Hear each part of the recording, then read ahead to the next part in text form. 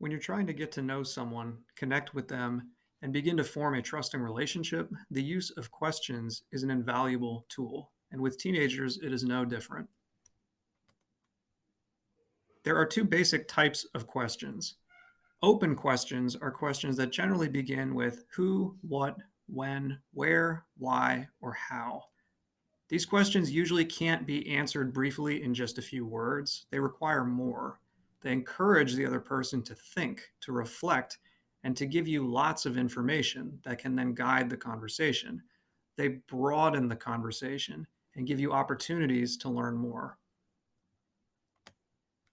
Closed questions generally begin with some form of do, is, or are. These questions are very specific and targeted. They can usually be answered in just a few words or sentences, and they encourage the respondent to provide very specific information. These questions have the effect of narrowing or focusing the conversation on one particular idea or fact.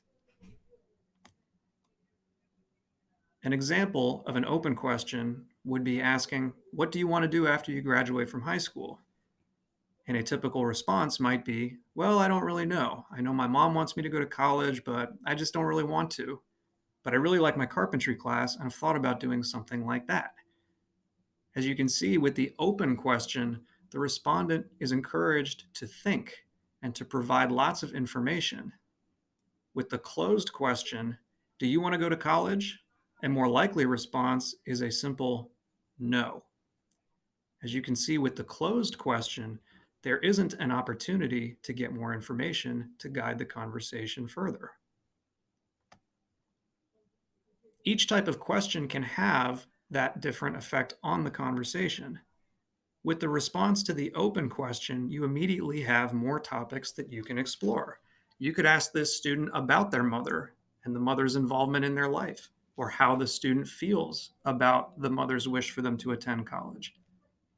You could ask them about their carpentry class and what do they like about it. You could ask them what related careers to carpentry do they know about.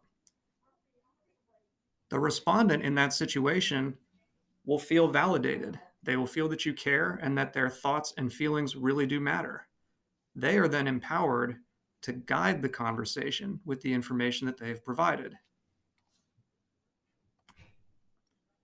The closed question has a very different effect. When the student replies simply no, there are no additional topics to explore, and that branch of the conversation is essentially over. It can be the case in this situation that the respondent will then feel defensive, as though they're being interrogated or pressured to choose the right answer, even if there isn't one.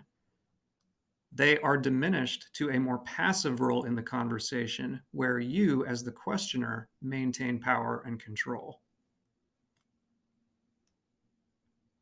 Closed questions can be useful if you need to get specific facts or details to support a story that you are hearing or to better understand a specific aspect of the student's life.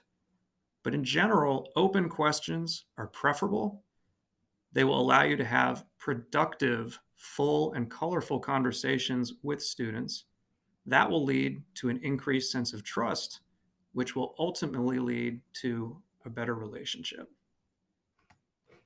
I hope you found this somewhat useful, and if you have questions, please contact me at rschuyler@ccps.us or 804-633-9886, and my extension is 5105.